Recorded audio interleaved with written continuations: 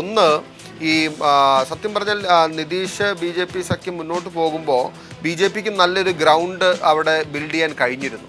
അതിലവർ over confident ആയി BJP ഒറ്റയ്ക്ക് പോയാലും പ്രശ്നമില്ല എന്ന നിലയിലുണ്ടായിരുന്നു. പക്ഷേ നിതീഷിൻ്റെ ഒരു ക്ലീൻ ഇമേജ് എന്ത് പറഞ്ഞാലും ബീഹാറിൽ കഴിഞ്ഞ 10-15 വർഷത്തിനിടയിലാണ് ആളുകൾ ഗ്രാമങ്ങളിൽ എന്തെങ്കിലും ഒരു മാറ്റം കണ്ടു തുടങ്ങി. നിതീഷ് ഇപ്പോഴും ആളുകൾക്ക് കോൺഫിഡൻസ് ഉള്ള, ആളുകൾക്ക് താല്പര്യമുള്ള, ഇന്നും ബീഹാറിൽ ഏറ്റവും കൂടുതൽ റെസ്പെക്റ്റ് ക്ലെയിം ചെയ്യുന്ന ഒരു നേതാവ് നിതീഷ് കുമാർ തന്നെയാണ്. അത് ആർക്കും നിഷേധിക്കാൻ കഴിയില്ല. അദ്ദേഹത്തിൻ്റെ ഒരു ഇൻഡിവിജ്വൽ പോപ്പുലാരിറ്റി അങ്ങനെ തള്ളിക്കളയാൻ കഴിയുന്നതല്ല. BJP എത്ര ശ്രമിച്ചിട്ടും അത് ചെയ്യാൻ കഴിയില്ല. അതിനപ്പുറമാണ്. അപ്പോൾ നിതീഷിനെ പറഞ്ഞത് അവർ വിചാരിച്ചതുപോലെ ബീഹാറിൽ ഇടിച്ചു കളയാൻ കഴിഞ്ഞില്ല എന്ന് മാത്രമല്ല, സ്ട്രാറ്റജിക്കായിട്ട് അവർക്ക് ഈ സംവരണ വിഷയത്തിൽ വലിയ പാളിച്ച പറ്റി. കാരണം RSSൻ്റെ തലവൻ, ഏറ്റവും പ്രധാനപ്പെട്ട ഒരാൾ, അവരുടെ സ്റ്റേറ്റ്മെൻറ്റ് വളരെ ഓപ്പൺ ആൻഡ് ബ്ലണ്ടായി പറഞ്ഞു, രാജ്യത്ത് സംവരണം പുനഃപരിശോധിക്കേണ്ട സമയമാകുന്നു. BJPയെ ഐഡിയോളജിക്കലി ഡ്രൈവ് ചെയ്യുന്ന RSSൻ്റെ പൊസിഷൻ അതാണ് എന്ന് പറയുമ്പോൾ അൾട്ടിമേറ്റ്ലി BJP RSS രാജ്യത്തിൻ്റെ രാഷ്ട്രീയം എങ്ങോട്ടാണ് കൊണ്ടുപോകാൻ ആഗ്രഹിക്കുന്നതെന്ന് പെട്ടെന്ന് ഓപ്പണപ്പായി. അവരുടെ പക്ഷേ അവരുടെ BJPയുടെ മാനേജേഴ്സ് ട്രൈ ടു ഈ ഒരു പ്രോബ്ലം സോൾവ് ചെയ്യാൻ ശ്രമിച്ചെങ്കിലും, ഉണ്ടായ ഡാമേജിനെ കൺട്രോൾ ചെയ്യാൻ ശ്രമിച്ചെങ്കിലും, അവരുടെ ultimate agenda it is not time, ഇപ്പോൾ അതിന് സമയമായില്ല എന്ന രീതിയിലുള്ളൊരു പുനർചിന്തനമാണ് ഉണ്ടായത്. പക്ഷേ അൾട്ടിമേറ്റ്ലി BJPയുടെയും RSSൻ്റെയും ഐഡിയോളജിയും അല്ലെങ്കിൽ ഡെസ്റ്റിനിയും ടാർഗറ്റും എന്ന് പറയുന്നത് സംവരണം അടക്കമുള്ള വിഷയങ്ങൾ അവർക്ക് വ്യക്തമായ കാഴ്ചപ്പാടുണ്ട്. അത് RSSൻ്റെ കാഴ്ചപ്പാടാണ്, അതിലേക്ക് കൊണ്ടുപോകാനുള്ള. അപ്പോൾ അത് ഓപ്പണപ്പായി എന്നുള്ള കാര്യം. പിന്നെ 2, ബീഫ് വിവാദം വന്നപ്പോൾ നാച്ചുറലി ന്യൂനപക്ഷങ്ങളെ കോർണർ ചെയ്യാനുള്ള എല്ലാ അവസരങ്ങളും, ഓരോ കൊച്ചു കാര്യങ്ങളും ചർച്ച ചെയ്തത് കൊണ്ടാണ് ഞാൻ ഒന്ന് ഇടപെടുന്നത്. ശ്രീ ജോർജ് കുര്യൻ, ഒന്ന് പഠിക്കണം ഈ കാര്യങ്ങളൊക്കെ. നമ്മളെല്ലാം തമാശയായിട്ട് എടുത്ത് പോയാൽ നിങ്ങൾക്ക് ദോഷമാണ്. ഞാൻ പറഞ്ഞുതരാം. 2000 നിതീഷ് കുമാറിന് 25 സീറ്റ്, BJPക്ക് 62 MLA സീറ്റ് ഉണ്ടായിരുന്ന അവസരത്തിലാണ് ഭാരതീയ ജനതാ പാർട്ടി നിതീഷ് കുമാറിനെ മുഖ്യമന്ത്രി സ്ഥാനാർത്ഥിയായിട്ട് അവതരിപ്പിക്കുന്നത്. നിതീഷ് കുമാറിനെ ഞങ്ങളാണ് അവതരിപ്പിക്കുന്നത്. ഞങ്ങൾക്ക് 62, അവർക്ക് 25 ഉണ്ടായിരുന്നുള്ളൂ. 2005 ഞങ്ങൾ അദ്ദേഹത്തെ അവതരിപ്പിക്കുകയും ഭരണത്തിൽ വരികയും ചെയ്തു. BJP സഖ്യകക്ഷിയായിരുന്ന അവസരത്തിൽ അദ്ദേഹത്തിൻ്റെ ഭരണം നല്ലതായിരുന്നു, ആ കാര്യത്തിൽ സംശയമില്ല. ഞങ്ങൾ അത് മാത്രമല്ല, നരേന്ദ്രമോദിയോടൊപ്പം തന്നെ എന്ത് മാജിക്കാണ് അദ്ദേഹത്തിന് പറഞ്ഞു കൊടുക്കുന്നത്. ഞാനിപ്പോൾ വേറെ രീതിയിലേക്ക് മാറണോ അതോ സീരിയസ് ആയിട്ട് സംസാരിക്കണം? അപ്പൊ ഇത്രയും നേരം പറഞ്ഞതൊന്നും അത് ലാലിന്റെ രീതിയിൽ പറഞ്ഞതാണ്. ലാലിന്റെ നിലവാരത്തിൽ നിന്നുകൊണ്ട് പറഞ്ഞു, ഇനി ഞാൻ എന്റെ നിലവാരത്തിൽ. ശ്രീ ജോർജ് കുര്യന്റെ നിലവാരത്തിൽ നിന്നുകൊണ്ടുള്ള ഉത്തരം തന്നെയാണ് എല്ലാവരും പ്രതീക്ഷിക്കുന്നത്. അതിനപ്പുറം അതിൽ നിന്ന് താഴോട്ട് വരാൻ താങ്കൾക്ക് ആവില്ല ഒരിക്കലും. അതുകൊണ്ട് ഞാൻ അങ്ങയോട് ചോദിക്കുന്ന കാര്യം ഇതാണ്, എന്ത് കാര്യമാണ് നിങ്ങളുടെ കൂടെ നിതീഷ് കുമാർ കൂടുതൽ നന്നായി ചെയ്തുകൊണ്ടിരുന്നതിന് കാരണം എന്താണ്? എന്താണ് അദ്ദേഹത്തെ ഈ ലാലിന് ഭയങ്കര ഒരു അസഹിഷ്ണുത. ഈ ഇതിനൊക്കെയാണ് അസഹിഷ്ണുത എന്ന് പറയുന്നത്. കാരണം മാത്യു കുഴൽനാടൻ സംസാരിച്ചുകൊണ്ട് വളരെ ശാന്തനായിരുന്നു. അപ്പൊ അതുകൊണ്ട് ഈ നിതീഷ് കുമാർ മറുപടി പറഞ്ഞു. ഞാൻ ഇടപെട്ട് സിദ്ദിഖും മാത്യു കുഴൽനാടനും തമ്മിലുള്ള പ്രശ്നത്തിൽ ഞാൻ ഇടപെട്ടുകൊണ്ടിരുന്നത് അങ്ങ് കേട്ടില്ലേ? അപ്പോഴെല്ലാം മാത്യു കുഴൽനാടൻ കേട്ട് മറുപടി പറയുകയായിരുന്നു. കേരളത്തിലെ പതിവിന് വിപരീതമായി ഇന്ന് സഹിഷ്ണുതയോടുകൂടി അത് കേട്ടോണ്ട്. അല്ലല്ല, ഇന്ന് ഈ കേരളത്തിലെ എല്ലാ ആങ്കർമാരുടെയും പരിപാടി ഇതാണ്. കാരണം 20% വോട്ടേ ഉള്ളൂ BJPക്ക് കേരളത്തില്. ഈ കൂടിയാലേ ഉള്ളൂ. BJPയെ കുറ്റം പറഞ്ഞു കഴിഞ്ഞാൽ 80% ആൾക്കാരുടെ റേറ്റിംഗ് കൂടും. BJPക്ക് ഇന്ന് കേരളത്തിൽ ഉണ്ടെന്നാണ് പറഞ്ഞത്. ഉണ്ട്. ഇപ്പൊ ഏത് ഇലക്ഷനിലല്ല, അതങ്ങനെ നിങ്ങളുടെ റേറ്റിംഗിന്റെ കാര്യമാണ് പറഞ്ഞത്. അതിന്റെ കൂടെയുള്ള ആ കുടുംബത്തിലെ ആൾക്കാരും കൂടെ കൂടുമ്പോൾ നിങ്ങളുടെ റേറ്റിംഗ് ആണല്ലോ. ആരെ കഴുത്തറത്തായാലും റേറ്റിംഗ് കൂട്ടണമെന്നാണല്ലോ. അപ്പൊ അന്ന് എനിക്ക് അടുത്തത് പറയട്ടെ. അല്ല ശ്രീ ജോർജ് കുര്യൻ, ഇത് തമാശക്ക് പറഞ്ഞാണോ? നേരത്തെ പറഞ്ഞ കൂട്ടത്തിൽ ഞാനിത് 20% പൂർത്തിയാക്കാൻ സമ്മതിക്കുക. ഞാൻ പറയുന്നത്, അപ്പോൾ ഞങ്ങളും ഇദ്ദേഹത്തെ ഉയർത്തി കാണിച്ചിരുന്നു. നിതീഷ് കുമാറിനെ മോഡിയോടൊപ്പം തന്നെ ഉയർത്തി കാണിച്ചിരുന്നതാണ്. 2013 ജൂൺ മാസം 27-ാം തീയതിയാണ് നരേന്ദ്രമോദിയെ പ്രധാനമന്ത്രി സ്ഥാനാർത്ഥിയായിട്ട് ഗോവയിൽ പ്രഖ്യാപിക്കുന്നത്.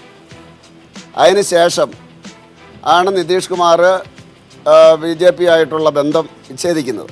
അതിനുശേഷം നമുക്കറിയാം ബീഹാറിൽ ബോംബ് സ്ഫോടനങ്ങൾ, അതുപോലെ തന്നെ നമ്മുടെ ആഹാരത്തിൽ വിഷം ചേർന്ന് കുട്ടികൾ മരിക്കുക, നിരന്തരമായിട്ടുള്ള പ്രശ്നങ്ങളായിരുന്നു. ആ അവസരത്തിലാണ് ലോക്സഭാ ഇലക്ഷൻ വരുന്നത്. ലോക്സഭാ ഇലക്ഷൻ വന്നപ്പോൾ BJP മുന്നേറുന്നു, അതായത് JDUവിന് 2 കിട്ടിയുള്ളൂ. അപ്പോൾ ഈ നിതീഷ് കുമാർ മാഞ്ചിയെ മുഖ്യമന്ത്രിയാക്കുന്നു. മാഞ്ചിയുടെ ഭരണം അത്ര നല്ലതൊന്നും അല്ലായിരുന്നു. മാഞ്ചിയുടെ ആ രീതിയും അദ്ദേഹത്തിൻ്റെ പ്രതികരണ രീതിയൊക്കെ എപ്പോഴും വിവാദം ഉണ്ടാക്കുകയായിരുന്നു. നിതീഷ് കുമാറിനെ നിങ്ങൾ പുറത്ത് കളഞ്ഞിട്ട് ആ മാഞ്ചിയാണ് നിങ്ങൾ ഇപ്പൊ കൂടെ പിടിച്ചിരിക്കുന്നത്. മാഞ്ചിയെ കൂടെ കൊണ്ടുവന്നു കഴിഞ്ഞപ്പോൾ സ്വാഭാവികമായിട്ടും അവിടുത്തെ അപ്പർ കാസ്റ്റ്, ഞങ്ങളുടെ കൂടെ നിന്ന അപ്പർ ജോർജ് കുര്യൻ, ഞാൻ ഇടയ്ക്കിടയ്ക്ക് ഇടപെടുന്ന കാര്യങ്ങൾക്ക് താങ്കൾ മറുപടി പറയുന്നില്ല. അതുകൊണ്ടാണ് എന്താ ചോദിച്ചത്? ഞാൻ ചോദിച്ചത് ഈ മാഞ്ചിയെ ഉണ്ടല്ലോ, മാഞ്ചി ഒന്നിനും കൊള്ളാത്ത ആളാണെന്നാണ് താങ്കൾ പറയുന്നത്. ആ മാഞ്ചിയാണ് ഇപ്പൊ നിങ്ങളുടെ കൂടെ ഉള്ളത്. അത് ശരി. അത് ഞാൻ ഒരു ഉദാഹരണം പറയുന്നില്ല, ഞാനൊന്ന് പൂർത്തിയാക്കിക്കോട്ടെ. അത് വേറെ രീതിയിലേക്ക് പോകും. അല്ല, അതിന് സമയമില്ല. അപ്പോൾ അതുകൊണ്ട് അത് കഴിഞ്ഞ് അപ്പർ കാസ്റ്റ് എതിരായിരുന്നു. ഈ RSS തലവൻ്റെ പ്രസ്താവന, അദ്ദേഹം പറയുന്നത് ഭരണഘടന അനുസരിച്ച് വേണം സംവരണം കൊടുക്കാനെന്നാണ്. ഭരണഘടനയുടെ 330 തൊട്ട് 342 വരെയും പറയുന്നതിൻ്റെ അകത്ത് പട്ടേൽ സമുദായം പോലെയുള്ള സമുദായത്തിന് കൊടുക്കാൻ പറയുന്നില്ല. SC, ST, backward community, Anglo Indians, ഇത്ര ആൾക്കാർക്കാണ് പറയുന്നത്. ഇതൊന്നും നമ്മുടെ ചർച്ചാ വിഷയമല്ലല്ലോ ശ്രീ ജോർജ് കുര്യൻ. ഈ RSS ഇത്രയും കാലം ഈ നാട്ടിൽ ഭരണഘടന അനുസരിച്ച് സംവരണം നടക്കുന്നത് അറിയാത്തവരാണോ? അവർ ഇതൊന്നും ഇല്ലാതെ പെട്ടെന്നൊരു സുപ്രഭാതത്തിൽ സംവരണത്തെ കുറിച്ച് തിരിച്ചു പറയുക, പിന്നെ മറിച്ചു പറയുക, ആശങ്കകൾ ഉണ്ടാകുക. ശ്രീ ജനാർദ്ദൻ ദ്വിവേദി അടക്കമുള്ള കോൺഗ്രസിന്റെ വളരെ മുതിർന്ന നേതാക്കൾ, വളരെ സീരിയസ് ആയിട്ട് എല്ലാവരും എടുക്കുന്ന ഒരാളാണ് ദ്വിവേദി. അദ്ദേഹം പോലും സംവരണത്തിന് വ്യത്യസ്തമായ ഒരു സ്വരം പറയുകയും സോണിയ മാഡത്തിന് ക്ലാരിഫിക്കേഷൻ ഇഷ്യൂ ചെയ്യേണ്ടി വന്നു. ശ്രീ മനീഷ് തിവാരി അടക്കം അവരുടെ മന്ത്രിയായിരുന്ന ആളാണ്. അതുകൊണ്ട് ഈ പ്രശ്നം, അതുകൊണ്ട് ഈ ഒരു സംവരണത്തിനെ കുറിച്ച് വീണ്ടും ചിന്തിക്കണമെന്ന് സമരം വന്നപ്പോഴാണ്. ഈ ഗുജറാത്തില് 80% പിന്നോക്കക്കാരാണ്.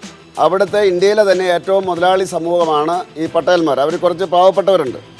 ഈ പിന്നോക്കക്കാർ സാമ്പത്തികമായിട്ടും വിദ്യാഭ്യാസപരമായിട്ടും മുന്നിലേക്ക് വന്നപ്പോൾ അവർക്ക് ഇപ്പം ലാല് കാണിക്കുന്ന പോലെയുള്ള അസഹിഷ്ണുത ഈ പിന്നോക്കക്കാരോടുണ്ടായി. അപ്പോഴാണ് ഇവർക്കല്ല കൊടുക്കേണ്ടതെന്ന് മോഹൻ ഭഗവത് പറഞ്ഞത്. രാഷ്ട്രീയക്കാർക്ക് ഇഷ്ടമുള്ളവർക്കല്ല കൊടുക്കേണ്ടത്. ഈ ഭരണഘടന പറയുന്നതേ കൊടുക്കാവുള്ളൂ. അത് 330 തൊട്ട് 342 വരെയും പറയുന്ന ഭരണഘടനയുടെ അനുസരിച്ചേ പറയാവുള്ളൂ. പക്ഷേ ഈ ലാലിനെ പോലെയുള്ളവർ ഇത് നേരെ തിരിച്ച് ബീഹാറിൽ പ്രചരിപ്പിച്ചു. അതുകൊണ്ടുണ്ടായ ഗുണം 15% ആ അപ്പർ കാസ്റ്റ്, മുമ്പേ ഫക്രുദ്ദീൻ പറഞ്ഞ പോലെ നിതീഷ് കുമാർ പിടിക്കേണ്ടിയിരുന്ന ആ അപ്പർ കാസ്റ്റ് വോട്ടുകളുണ്ടല്ലോ, അത് BJPയിലേക്ക് കൺസോളിഡേറ്റ് ചെയ്തു. അതോടൊപ്പം തന്നെ ഇതിനോടൊപ്പം എന്നെപ്പോലെയുള്ള അസഹിഷ്ണുതയുള്ള ആളുകൾ ഇങ്ങനെയുള്ള കാര്യങ്ങൾ ചെയ്തപ്പോൾ നിങ്ങൾക്ക് പ്രശ്നങ്ങളുണ്ടായി.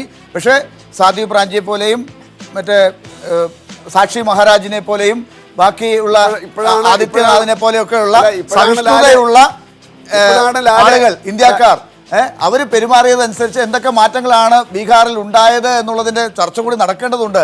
ശ്രീ ജോർജ് കുര്യൻ ഇടയ്ക്ക് തമാശ പറയുന്നു, ഇടയ്ക്ക് സീരിയസ് ആയി പറയുന്നു. ഏതാണ് കാര്യം? എന്തായാലും ബീഹാറിൽ എന്താണ് സംഭവിക്കുക?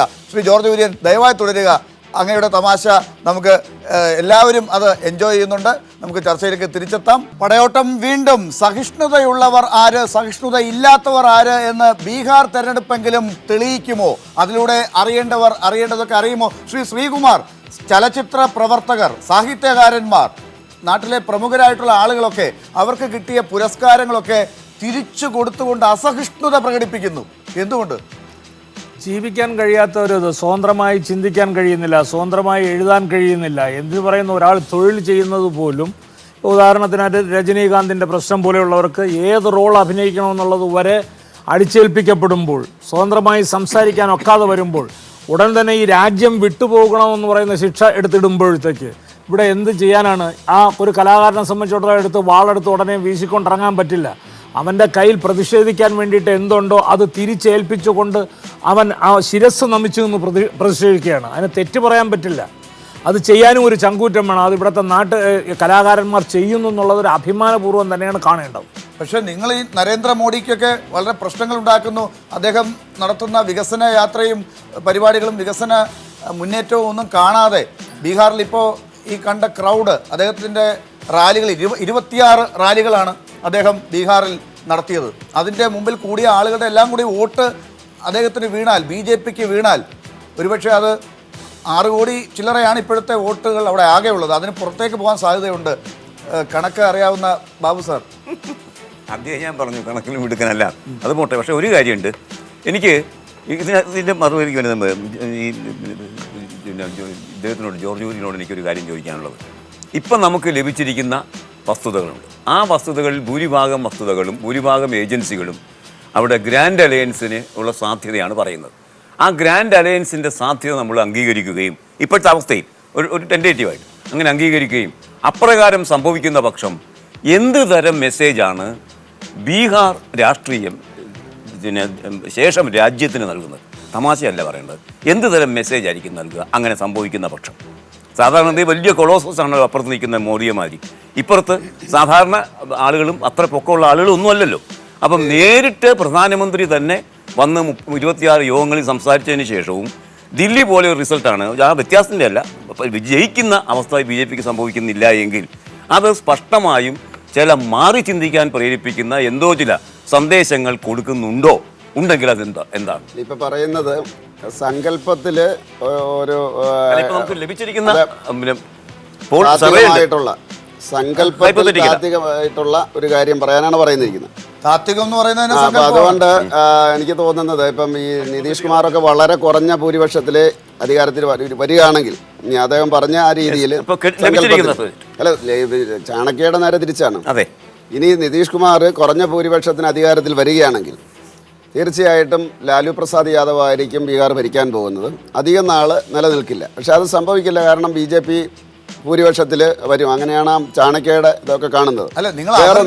ഇവിടെ ചർച്ച ചെയ്യാതെ പോയ ഒരു വിഷയം, അദ്ദേഹം പറഞ്ഞ ഭാവിയുടെ കാര്യവും ഭൂതത്തിൻ്റെ കാര്യവും. ഈ ബീഹാറിൽ BJP ജയിക്കാനുള്ള പ്രധാന കാരണം ലാലു പ്രസാദ് യാദവാണ്. മറ്റുള്ള വിഷയങ്ങളെല്ലാം എന്താണ്, കാരണം ഒരു ജാതിയുടെ അടിസ്ഥാനത്തിൽ ശരിക്കും ഡിവൈഡ് ചെയ്ത് ഒരു ജംഗിൾ രാജ് തന്നെയായിരുന്നു അദ്ദേഹത്തിൻ്റെ. അപ്പോൾ അത് എല്ലാ ജാതിക്കാർക്കും പേടിയുണ്ട്, ഇദ്ദേഹം വന്നു കഴിഞ്ഞാൽ വലിയ ബുദ്ധിമുട്ടാകും. ശ്രീ ജോർജ് കുര്യൻ പറഞ്ഞത് വളരെ ശരിയായിട്ടുള്ള കാര്യമായിട്ടാണ് എനിക്കും തോന്നുന്നത്. പക്ഷെ നിങ്ങൾ ഈ വന്ന് കാണിച്ച കാര്യങ്ങളെല്ലാം കൂടി ആയപ്പോൾ അദ്ദേഹം നന്നായി, ലാലു നന്നായി, അദ്ദേഹത്തെ നന്നാക്കിയത് നിങ്ങളാണ്. അതുവഴി നിങ്ങളുടെ വോട്ട് പോയി. ഞാൻ വരാം. ശ്രീ ഉദയം പറഞ്ഞല്ലോ, ജോർജ് കുര്യൻ പറഞ്ഞ കാര്യം ലാലു പ്രസാദ് യാദവിന് എന്ത് സംഭവിച്ചു എന്ന് നോക്കാം. 90 മുതൽക്കുള്ള അദ്ദേഹത്തിൻ്റെ ഒരു ഗ്രാഫാണിത്. ഇത് 324 എന്ന് പറയുമ്പോൾ അവിഭക്ത ബീഹാറും ജാർഖണ്ഡും അടങ്ങിയ പഴയ ബീഹാർ. അവിടെ 122 പിന്നെ കുതിച്ചുചാട്ടം 167 95 നിയമസഭാ തെരഞ്ഞെടുപ്പിൽ. അവിടെ നിന്ന് നേരെ കുറയുന്നു 124, അവിടുന്ന് 75. പഴയ ബീഹാറാണ് അത്. ഇത് 324 എന്നത് പഴയ ബീഹാർ. പിന്നെ അവിടെ നിന്ന് 243, 75, 54, 22. അതായത് നിയമസഭാ തെരഞ്ഞെടുപ്പിൽ 90 മുതൽക്ക് 2010 വരെയുള്ള നിയമസഭാ തെരഞ്ഞെടുപ്പിലെ ഗ്രാഫ് പരിശോധിച്ചു കഴിഞ്ഞാൽ പടിപടിയായി താഴേക്കാണ്. പക്ഷേ രാജേന്ദ്രൻ, വോട്ട് പെർസെന്റേജ് നോക്കുക, ഇത്രയും വർഷത്തിനിടയിൽ 26-ൽ നിന്ന് 19 നിൽക്കുന്നുള്ളൂ. താഴോട്ട് ഒരിക്കലും പോയിട്ടില്ല. ഇത് നമുക്ക് ലോക്സഭാ തെരഞ്ഞെടുപ്പിന്റെ നോക്കിക്കഴിഞ്ഞാൽ കുറച്ചുകൂടി ഇത് ലോക്സഭാ തെരഞ്ഞെടുപ്പിന്റെ ആ ഒരു പെർസ്പെക്റ്റീവ് 2004 മുതൽക്ക്, കാരണം പുതിയ സംസ്ഥാനം രൂപീകരിക്കപ്പെട്ടതിന് ശേഷം 22 സീറ്റ് കിട്ടിയപ്പോൾ 31%. 2004 വലിയ വിജയമായിരുന്നു, വലിയ തൂത്തുവാരം നടത്തി 19, 20, 31 നിന്നും 20%. അതേ ഒരു 19-20% അത് മെയിൻറ്റെയിൻ ചെയ്തു. പക്ഷേ സീറ്റുകളുടെ എണ്ണത്തിൽ വലിയൊരു താഴ്ചയാണ് കാണുന്നത്. തിരിച്ചു വരാം. ശ്രീ ജോർജ് കുര്യൻ, ഈ ഇടതുപക്ഷം ഇപ്പോൾ ഒരു ശരിയായിട്ടുള്ള നിലപാടാണ് എടുത്തിരിക്കുന്നത്. കാരണം ലാലു പ്രസാദ് യാദവിൻ്റെ കൂടെ നിന്ന് കഴിഞ്ഞാൽ, അതായത് ഇപ്പം നിതീഷ് എന്നുള്ളതല്ല, ലാലുവുമായിട്ട് നിന്ന് കഴിഞ്ഞാൽ തീർച്ചയായിട്ടും ഇപ്പോൾ ഇടതുപക്ഷത്തെ സമയത്തോളം മോഡിയെ തോൽപ്പിക്കാനുള്ള ഏതവസരം ഉപയോഗിക്കണമെന്നുള്ളത് ശരിയാണ്. പക്ഷേ ആ നിൽക്കാവുന്ന ഒരു രീതിയല്ല ബീഹാറിലുള്ളത്. പക്ഷേ ഇപ്പോൾ ഒറ്റയ്ക്ക് നിന്ന് കഴിഞ്ഞാൽ ഒരു പക്ഷേ ഭാവിയിൽ ഈ ഇടതുപക്ഷം ഇത് ഇത്രയും നാളും ലാലുവിൻ്റെ ഒരു ലൈനിൽ നിന്നുകൊണ്ട് പുറകോട്ട് പോകുമായിരുന്നു. ഇടതുപക്ഷത്തിനൊരു ചാൻസ് ഉണ്ട് അവിടെ. ബീഹാർ പോലെയുള്ള സംസ്ഥാനത്ത് നേരത്തെ ഉണ്ടായിരുന്നതാണ്. ശരിയാണ്. ഇവരുടെ ഈ കാര്യങ്ങൾക്ക് ശരിയായ മറുപടി കൊടുക്കാൻ ഇടതുപക്ഷം തന്നെ വരണം എന്നാണ് ജോർജ് കുര്യൻ തന്നെ പറയുന്നത്. അപ്പൊ അതുകൊണ്ട് ഇടതുപക്ഷത്തിന്റെ ഭാവിയെ കുറിച്ചിട്ടുള്ള അദ്ദേഹത്തിന്റെ ആ ഒരു കൺസേണിനകത്ത് സന്തോഷമുണ്ട്.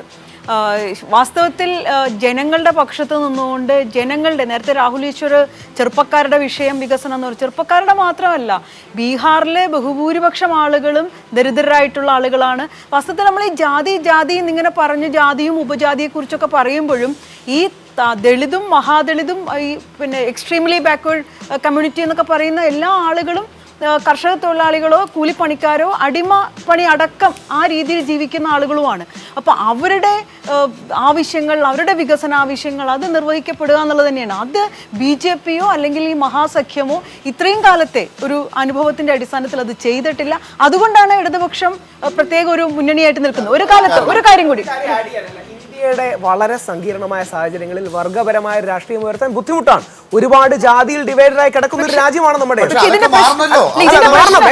ഇതിന്റെ പ്രശ്നം ബീഹാറിൽ എല്ലാ കാലത്തും അവിടെ ഉദ്യോഗത്തിലും അതുപോലെ അധികാരത്തിലും ഒക്കെ അതിന്റെ മുൻകൈ ഉണ്ടായിരുന്നത് ഉയർന്ന ജാതികൾക്ക് തന്നെയാണ്. ബ്രാഹ്മണരോ കായസ്ഥരോ ഒക്കെ ആയിട്ടുള്ള ചെറിയൊരു വിഭാഗം, അവർ ജനസംഖ്യയിൽ ചെറിയൊരു വിഭാഗമാണ്. അതിൽ നിന്ന് വന്നൊരു മാറ്റമാണ് വാസ്തവത്തിൽ ലാലു പ്രസാദ് യാദവിന്റെ കാലം വരുമ്പോൾ ഉണ്ടാവുന്നത്. ഒരു വരി അതിൽ ആഡ് ചെയ്യാൻ, ഈ സാമുദായികത പറയുമ്പോഴും ഈ തീവ്രതയാണ് പ്രശ്നം. ഉദാഹരണം, മാഞ്ചിയുടെ ഒരു സ്റ്റേറ്റ്മെന്റ് ഉണ്ടായിരുന്നു, എല്ലാ സവർണരും വെളിയിൽ നിന്ന് വന്നവരാണ്, അവരെ അറ്റാക്ക് ചെയ്യണം. ഒരിക്കലും അത് മാഞ്ചി ഇപ്പം BJPയോട് നിൽക്കുന്ന വ്യക്തിയാണ്, പക്ഷേ അത്തരം കാര്യങ്ങൾ പ്രൊമോട്ട് ചെയ്യില്ല. MIMലെ OICയുടെ 15 മിനിറ്റ് കൊണ്ട് ഇന്ത്യയിലെ 100 കോടി ഹിന്ദുക്കളെയും കൊല്ലും എന്ന് പറയുന്ന ഒരു പ്രസ്താവന.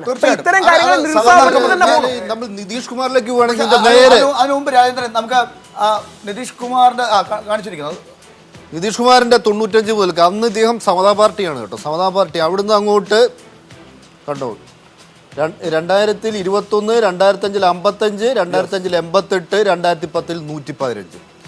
ഇവിടുന്ന് അങ്ങോട്ടുള്ള വളർച്ചയിൽ നേരത്തെ ജോർജ് കുര്യൻ പറഞ്ഞ പോലെ BJPയുമായി അദ്ദേഹം കൂട്ടുകൂടി. പക്ഷേ 115 സീറ്റ് കിട്ടി. ഇപ്പോൾ ഈ ബീഹാറിലെ ഇന്നും ഏറ്റവും ജനസമ്മതിയുള്ള നേതാവ് നിതീഷ് കുമാറാണ്. പക്ഷെ എന്താണ് ആ മാജിക് എന്ന് ഇപ്പോഴും പറഞ്ഞില്ല. ഞാൻ പറഞ്ഞത് ഈ സോഷ്യലിസത്തിൻ്റെ, അതായത് റാം മനോഹർ ലോഹിയ, ജയപ്രകാശ് നാരായൺ, അങ്ങനെ സോഷ്യലിസത്തിന് അടിവേറുള്ള ഒരു സംസ്ഥാനമാണ്. അതുകൊണ്ടാണ് ഞാൻ പറഞ്ഞത് ഇപ്പോൾ ആ ഏകദേശം ഒത്തു നിൽക്കുന്ന അല്ലെങ്കിൽ അത് പറയാൻ പറ്റുന്ന ഒരു നേതാവ് നിതീഷ് കുമാറാണ്. അതുകൊണ്ടാണ് ഞാൻ പറഞ്ഞത് ഇടതുപക്ഷത്തെ സമയമെടുത്തോളം അവർ ശരിയായിട്ടുള്ള വഴിക്ക് പോവുകയാണെങ്കിൽ അവിടെ ചാൻസ് ഉണ്ട് എന്ന്. നിതീഷ് കുമാറിനെ വ്യക്തിപരമായിട്ട് ഞങ്ങൾ അറ്റാക്ക് ചെയ്യുന്നില്ലല്ലോ, കാരണം നാളെ നിതീഷ് കുമാർ ഞങ്ങളുടെ കൂടെ വരേണ്ടതാണ്. ശ്രീ ജോർജ് കുര്യന്റെ ആഗ്രഹം നടക്കുമോ ഇല്ലയോ എന്നുള്ളത് കാലം തെളിയിക്കേണ്ട. ഞാൻ പെട്ടെന്ന് ശ്രീ മാത്യു കുഴൽനാടനിലേക്ക് നമുക്കൊന്ന് പെട്ടെന്ന് പോയിട്ട് ചർച്ചയിലേക്ക് വരാം. ശ്രീ മാത്യു കുഴൽനാടൻ, ഇപ്പോൾ ഈ പറഞ്ഞു വരുന്ന അർത്ഥത്തിൽ ചർച്ച മുന്നോട്ട് പോകുമ്പോൾ ജോർജ് കുര്യൻ പോലും പറയുന്നത് അവിടെ ഉണ്ടാകാൻ പോകുന്ന ബീഹാറിന്റെ ഒരു വലിയ രാഷ്ട്രീയത്തെക്കുറിച്ചാണ്. ഇടതുപക്ഷവും ഒക്കെ കൂടെ ചേർന്നുള്ള, മതേതര കക്ഷികളും ഒക്കെ ചേർന്നുള്ള.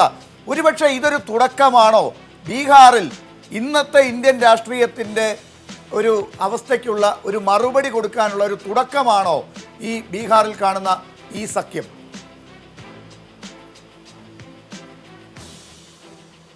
അല്ല, ഞാൻ ആദ്യമേ സൂചിപ്പിച്ച അതാണ്. അതായത് കഴിഞ്ഞ തവണത്തെ BJPയുടെ വിജയം നമ്മളത് പല ആവർത്തി ചർച്ച ചെയ്തതാണ്, വിലയിരുത്തിയതാണ്, അനലൈസ് ചെയ്തതാണ്. അതെന്ന് വെച്ച് കഴിഞ്ഞാൽ ഈ മതേതര വോട്ടുകളുടെ ഭിന്നിപ്പ്. ഞാൻ ഒരു കാര്യം ഒരു രാഷ്ട്രീയ വിദ്യാർത്ഥി എന്ന നിലയിൽ വളരെ അസന്നിഗ്ധമായി പറയാൻ കഴിയുന്നത്, ഇന്ത്യയുടെ രാഷ്ട്രീയം എന്ന് പറയുമ്പോൾ എനിക്ക് എൻ്റെ പാർട്ടിയുടെയോ നിങ്ങളുടെ അല്ലെങ്കിൽ ഇവിടെ പങ്കെടുക്കുന്നവരുടെ പാർട്ടിയുടെയോ ഒക്കെ പ്രത്യയശാസ്ത്രവും രാഷ്ട്രീയക്ക് വ്യത്യാസമുണ്ട്. ഇന്ത്യയുടെ രാഷ്ട്രീയം എന്ന് പറയുന്നത് ഒരു മതേതര രാഷ്ട്രീയമാണ് എന്ന കാര്യത്തിൽ സംശയമില്ല. അത് ജാതികൾക്കപ്പുറമുള്ള, മതങ്ങൾക്കപ്പുറമുള്ള ഒരു മതേതര രാഷ്ട്രീയം ഇന്ത്യക്കുണ്ട്. മഹാഭൂരിപക്ഷം വരുന്നവർ വിശ്വസിക്കുന്ന അതിലാണ്. എന്നാൽ ആ രാഷ്ട്രീയത്തെ ദുർബലപ്പെടുത്താനുള്ള ഒരു ശ്രമം ഈ കഴിഞ്ഞ കേന്ദ്ര സർക്കാർ അധികാരത്തിൽ വന്നതിന് ശേഷം നടത്തുന്നത് ഇന്ത്യയുടെ ഒരു മതേതര മനസ്സ് തിരിച്ചറിഞ്ഞിട്ടുണ്ട് എന്നാണ്. അതിന് ആ ഒരു വികാരം മനസ്സിലാക്കിയാണ് നിതീഷും ലാലു പ്രസാദും കോൺഗ്രസും ഒന്നിച്ച് ഒരു സഖ്യമായി മത്സരിക്കാൻ ബീഹാറിൽ തീരുമാനമുണ്ടായതും ഒരുപാട് വിട്ടുവീഴ്ചകൾക്കും ഒരുപാട് ഒരു നല്ലൊരു ടീം ബിൽഡിങ്ങിനും ഉള്ള അവസരമുണ്ടായത്. അത് ഒരു റിസൾട്ട് ഉണ്ടാക്കും എന്ന് തന്നെയാണ് പ്രതീക്ഷിക്കുന്നത്. എസ്പെഷ്യലി ഇതിൻ്റെ അകത്ത് ഒരു വിന്നിങ് കോമ്പിനേഷനായിട്ട് വരുന്നത് നിതീഷ് എന്ന നേതാവിൻ്റെ ഒരു പേഴ്സണൽ ഇമേജും ലാലു പ്രസാദിൻ്റെ ഒരു ട്രഡീഷണൽ വോട്ട് ബേസും കോൺഗ്രസിൻ്റെ ഒരു സെക്യുലർ ഫേസും കൂടി ചേരുമ്പോൾ അതൊരു ബീഹാറിലെ ഒരു വിന്നിങ് കോമ്പിനേഷനാണ് എന്നാണ് വിചാരിക്കുന്നത്. ഇത് ബീഹാറിൽ മാത്രമല്ല, ഇത് ഇന്ത്യക്ക്. പക്ഷേ ഇവിടെ എനിക്ക് ഏറ്റവും നിർഭാഗ്യകരമായി തോന്നുന്നത് ഇടതുപക്ഷം സ്വീകരിച്ച നിലപാടാണ്. ഇപ്പോൾ എന്തൊക്കെയുണ്ടെങ്കിലും ആസ് ഓഫ് ടുഡേ ഇപ്പോൾ കറപ്ഷൻ എല്ലായിടത്തും ഉണ്ട്. നമ്മൾക്ക് ഒരു പക്ഷേ പൊതുരംഗത്ത് അവരുടെ കോണ്ടക്റ്റ് അംഗീകരിക്കാൻ പറ്റാത്ത നിരവധി നേതാക്കന്മാർ എല്ലാ പാർട്ടികളിലുമുണ്ട്, അത് ഇടതുപക്ഷത്തിലുമുണ്ട്, യാതൊരു സംശയവുമില്ല. ഇതൊക്കെ ആയിരിക്കുമ്പോഴും ഇന്നത്തെ ഒരു പൊളിറ്റിക്കൽ പാർട്ടി എന്ന നിലയിൽ, ഒരു സെക്യുലർ പാർട്ടി എന്ന നിലയിൽ, ഈവൻ ഫോർ CPM അല്ലെങ്കിൽ ഇടതുപക്ഷങ്ങൾക്ക് ഇന്നുള്ളൊരു ഇമ്മീഡിയറ്റ് ഇന്ത്യൻ പൊളിറ്റിക്സിലുള്ള ത്രെറ്റ് എന്ന് പറയുന്നത് ഇന്ത്യയിലെ സെക്യുലർ പൊളിറ്റിക്സിനെ ദുർബലപ്പെടുത്താനുള്ള പരിശ്രമമാണ്. ആ സമയത്ത് ആ ഒരു ലാർജർ ഗോളിനെ അറ്റൈൻ ചെയ്യുന്നതിന് വേണ്ടി ഈ മതേതര സഖ്യത്തോടൊപ്പം നിൽക്കുന്നതായിരുന്നു ഇടതുപക്ഷത്തിൻ്റെ ഇന്നലെ വരെയുള്ള നിലപാടുകൾ വെച്ച് നോക്കുമ്പോൾ ചെയ്യേണ്ടിയിരുന്നത് എന്നാണ് എനിക്ക് തോന്നുന്നത്. തീർച്ചയായിട്ടും ശ്രീ മാത്യു കുഴൽനാടൻ, ഞാൻ തിരിച്ചെത്താൻ, താങ്കൾ ഈ ചർച്ചയുടെ അവസാന ഘട്ടത്തിലേക്ക് നീങ്ങുന്ന ഈ ഘട്ടത്തിൽ താങ്കൾ ഈ ചർച്ചയിൽ തുടരേണ്ടതാണ്. ഇപ്പോൾ താങ്കൾ പേടിക്കേണ്ട, സിദ്ദിഖ് തൽക്കാലം ഈ ചർച്ചയിൽ ഇല്ല, അതുകൊണ്ട് ഞാൻ അത്തരം വിഷയങ്ങളിലേക്ക് പോവില്ല എന്ന് താങ്കളെ ഒന്നുകൂടി അറിയിക്കുകയാണ്. ചർച്ചയിലേക്ക് നമുക്ക് വളരെ ഗൗരവമായി തിരിച്ചെത്തേണ്ടതുണ്ട്. ശ്രീ ജോർജ് കുര്യനും സീരിയസ് ആയിട്ടുണ്ട്, അദ്ദേഹം തമാശ വിട്ടിരിക്കുന്നതാണ് എനിക്ക് തോന്നുന്നത്. അദ്ദേഹം പറഞ്ഞതിലൊരു കാര്യം എനിക്ക് പറയണ്ട. അദ്ദേഹം അവസാനം പറഞ്ഞ ഇടതുപക്ഷം ഇപ്പോൾ എടുത്തിരിക്കുന്ന മതേതരത്തിന് എതിരായിട്ട് നിൽക്കുന്ന ഒരു പോളിസി എടുത്തിട്ട് നിൽക്കുകയല്ല, ഞങ്ങളോടെയാണ് വരേണ്ടതെന്ന് പറയുന്നത്. കോൺഗ്രസിന് മതേതരത്തിനെ പറ്റി BJPക്ക് എതിരായിട്ട് നിന്ന് എന്തെങ്കിലും ചെയ്യാൻ ഇതുവരെ കഴിഞ്ഞിട്ടുണ്ടോ?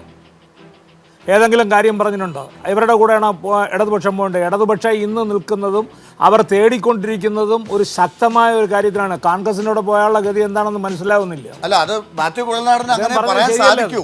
മാത്യു കുഴൽനാടൻ അതൊന്ന് വിശദീകരിക്കാമോ വേണമെങ്കിൽ താങ്കൾക്ക് തന്നെ? അതായത് കോൺഗ്രസിന്റെ കൂടെ വരണമെന്നാണ് താങ്കൾ ഇപ്പോൾ പറഞ്ഞതെങ്കിലും താങ്കൾ കോൺഗ്രസ് മഹാസഖ്യത്തിന്റെ കൂടെ പോവുകയല്ലേ ചെയ്തത്? അവിടെ JDUവിൻ്റെയും RJDയുടെയും കൂടെ പോവുകയല്ലേ ചെയ്തത്?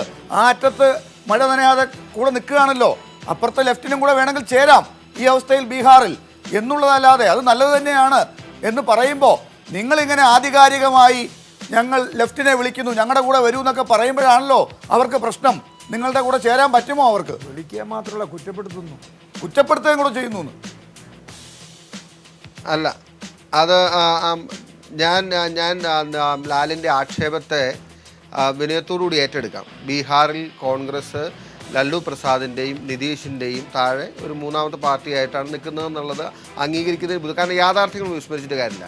പിന്നെ ഇവിടെ ബഹുമാന്യ സുഹൃത്ത് സൂചിപ്പിച്ച ഒരു കാര്യം തന്നെയാണ്, BJPയുടെ RSSൻ്റെ വർഗീയ അജണ്ടയെ ഈ രാജ്യത്ത് തടയാൻ കഴിഞ്ഞിട്ടുള്ളത് കോൺഗ്രസ് അല്ലാതെ ഏത് പാർട്ടിക്കാണ് എന്നൊന്നും അത് ഇടതുപക്ഷത്തിൻ്റെ കാര്യം സ്പെസിഫിക് ആയിട്ട് ചോദിക്കുന്നില്ല. ഫോർ ഒരു സിമ്പിൾ എക്സാമ്പിൾ ഞാനൊരു കാര്യം ചോദിക്കട്ടെ. ഈ ഗുജറാത്തിൽ BJP ഈ നരേന്ദ്രമോദിയുടെ നരനായാട്ട് നടക്കുമ്പോൾ ഇടതുപക്ഷത്തിൻ്റെ പാർട്ടികൾ ഡൽഹിയിൽ പോളിറ്റ് ബ്യൂറോ യോഗം ചേർന്ന് പ്രമേയങ്ങൾ പാസ്സാക്കി, ഇത് ഈ രാജ്യത്ത് ന്യൂനപക്ഷങ്ങൾ ഇതുപോലെ കൂട്ടക്കൊല ചെയ്യരുത്, അങ്ങനെയാണ് ഇങ്ങനെയാണെന്ന് പ്രമേയം പാസ്സാക്കിക്കൊണ്ടിരുന്നു. അതിനൊരു അറുതി വന്നത് ബഹുമാന്യയായ കോൺഗ്രസ് അധ്യക്ഷ ശ്രീമതി സോണിയാഗാന്ധി ഗുജറാത്തിൻ്റെ മണ്ണിൽ കാല് കുത്തിയപ്പോഴാണ് ഈ വർഗീയവാദികൾ മുന്നോട്ട് വെച്ച കാല് ഒരു വേള പിന്നോട്ടെടുത്തത്.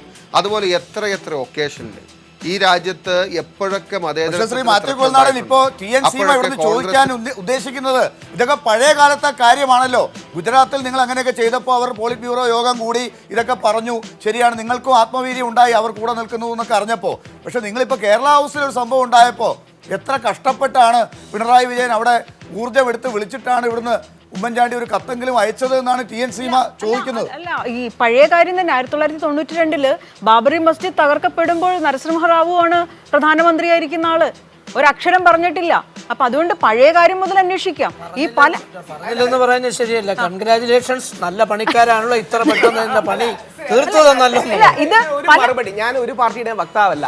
4 ലക്ഷം അല്ല, അത് പറയണം കാര്യം എനിക്ക് നിഷ്പക്ഷം. 4 ലക്ഷം കാശ്മീരി ഹിന്ദുക്കളെ കാശ്മീരിൽ നിന്ന് പുറത്താക്കിയിട്ട് ഇവിടെ ഒരു പാർട്ടി കണ്ണീരൊഴുകിയിട്ടില്ല. അവർക്ക് എന്താ മനുഷ്യത്വം ഇല്ലേ? ഈ എല്ലാ പ്രാവശ്യവും ഗോദ്രയും ഗുജറാത്തും നമുക്ക് അപലപിക്കണം, ആ ബാബു ജനകീയ കോട്ടനിയും തൂക്കിക്കൊല്ലണം, അത് വേറെ. പക്ഷേ കാശ്മീരി പണ്ഡിതരുടെ വിഷയം ഒരു പാർട്ടിയും പറയാത്ത എന്താ? അവർ വോട്ട് ബാങ്ക് അല്ലാത്തതുകൊണ്ടാണോ? അപ്പൊ ഇതിന്റെ പ്രശ്നം സെക്യുലറിസം വേണം. ഞാൻ സെക്യുലറിസം വിശ്വസിക്കുന്ന വ്യക്തിയാണ്. കോൺഗ്രസിന് മാത്രമേ ദേശീയ തലത്തിൽ ഒരു സെക്യുലർ ഐക്യം കോർഡിനേറ്റ് ചെയ്യാനും കഴിയൂ. ആ രാഷ്ട്രീയം വേണമെന്ന് തന്നെയാണ്. പക്ഷേ ഈ വോട്ട് ബാങ്കുകളിൽ മാത്രം ചുറ്റി കറങ്ങരുത്. ബാക്കിയുള്ള മനുഷ്യർ ഇവിടെ ജീവിച്ചിരിപ്പുണ്ടെന്ന് മറക്കരുത്.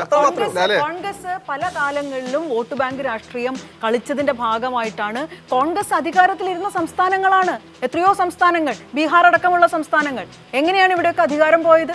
ഓരോ ഘട്ടത്തിലും വോട്ട് ബാങ്ക് രാഷ്ട്രീയം കളിക്കുകയും അത്തരത്തിലൊരു മതേതരത്വം അങ്ങനെ ആ രീതിയിൽ ഉയർത്തിപ്പിടിക്കാൻ കോൺഗ്രസിന് കഴിഞ്ഞിട്ടില്ല.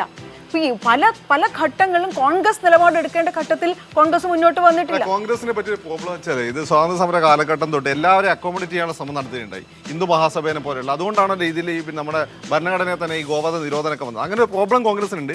ഇനിയെങ്കിലും അവർ പ്യൂരിഫൈ ചെയ്തുകൊണ്ട് ഒരു സെൻട്രൽ ലെഫ്റ്റ് നിലപാടിലേക്ക് വരണം, ഒരു മനുഷ്യങ്ക തയ്യാറൊക്കെ നിലപാടിലേക്ക് വരണം. ഒന്നാമത്തെ കാര്യം. രണ്ടാമത്തെ കാര്യം എന്ന് വെച്ചാൽ ഈ കാശ്മീർ ഇഷ്യൂ വന്നതല്ല, രാഹുൽ പറഞ്ഞ റിയൽ ഇഷ്യൂ ആണ്. പക്ഷേ ഈ EMS നമ്പൂതിരിപ്പാട് അദ്ദേഹത്തിന്റെ കത്തുകളിലും അദ്ദേഹം ചിന്തയിൽ എഴുതിയ ലേഖനങ്ങളും എല്ലാം തന്നെ വിശദമായി ഈ കാര്യം അന്ന് പറഞ്ഞിട്ടുണ്ട്. അദ്ദേഹം ഇന്ന് പാർട്ടിയുടെ ഇന്ത്യയുടെ സമുന്നതനായിട്ടുള്ള നേതാവ്. അതുകൊണ്ട് ഇടതുപക്ഷം അത് ചർച്ച ചെയ്ത് കോൺഗ്രസ് വേണം നിങ്ങൾ പറയാം, ഇടതുപക്ഷം ചർച്ച ചെയ്തില്ല എന്ന് പറയുന്നത്. പിന്നെ രാഹുൽ വായിച്ചിട്ടുണ്ട്, അതൊന്നും ഇടയ്ക്ക് പറയില്ല. അല്ല, പ്രശ്നം എന്ന് പറഞ്ഞാൽ ആ വിഷയമുള്ള ശക്തി 2002 വിഷയം, അത് തീർച്ചയായും ഗുജറാത്ത് കലാപം അപമാനമാണ് ഇന്ത്യക്ക് എന്നും. എത്ര വർഷം കഴിഞ്ഞാലും അതിന്റെ അപമാനം ഉണ്ടാവും. അതുപോലെ രണ്ട് പോയിന്റ് കൂടി പോയി. പിന്നെ ഈ മാഞ്ചി പറഞ്ഞു ബാഹത എന്ന് പറഞ്ഞു സവർണര, അങ്ങനെ പറയാൻ പാടില്ല. പക്ഷേ ഇതിവിടെ പറഞ്ഞു പഠിപ്പിച്ചത് ഇവിടെയുള്ള മുസ്ലിംസും ക്രിസ്ത്യൻസും പുറത്തുനിന്ന് വന്നവരാണ്. ഇപ്പം നമ്മളൊക്കെ കുടുംബം ഹിന്ദു മുസ്ലിം ഐക്യത്തോടെ ഉണ്ടായ കോഴിക്കോടുണ്ടായ കുടുംബമാണ്. ഈ നമ്മളെല്ലാ പൂർവ്വീനും പുറത്തുനിന്ന് വന്നതെന്ന് പറഞ്ഞ ഇവിടെ RSS ആണ്, അതാണ് അയാൾ എടുത്തത്. അപ്പോൾ RSS പോലെയുള്ള ഹിന്ദു സംഘടന ആദ്യം തിരുത്തണം. പിന്നെ മൂന്നാമത്തെ കാര്യം, കമ്മ്യൂണിസ്റ്റ് പാർട്ടിക്ക് ഈ ബീഹാറിൽ ഇപ്പോൾ CPM CPIക്ക് എന്താ ഏറ്റവും വലിയ അടിയെന്ന് വെച്ചാൽ അവിടെ പാർട്ടിയുടെ ബേസ് എന്ന് വെച്ചാൽ ഭൂമിവിവാഹ കമ്മ്യൂണിറ്റിപ്പെട്ട ആളുകളായിരുന്നു, ബ്രാഹ്മൺസ് ആയിരുന്നു, ചതുരാനന്ദ മിശ്രനെ പോലെയുള്ള ആളുകളായിരുന്നു. ഈ മണ്ഡല സംഭവം വന്നതോടുകൂടി ഏറ്റവും വലിയ അടി കിട്ടിയ കമ്മ്യൂണിസ്റ്റ് പാർട്ടി ഇവരെന്ത് ചെയ്തു? ഇവർ OBCയുടെ ദളിതിനെ കൂടെ വന്നു. താത്വികമായി അങ്ങനെ തന്നെ നിൽക്കണം. പക്ഷെ എന്തുണ്ടായി? അതോടുകൂടി OBCയും ദളിതും കിട്ടിയില്ല. അത് ഈ പറയുന്ന ലാല് കൊണ്ടുപോയി, ഉള്ള ബ്രാഹ്മണെല്ലാം BJPയിലും പോയി. ഇതാണ് സംഭവിച്ചത്.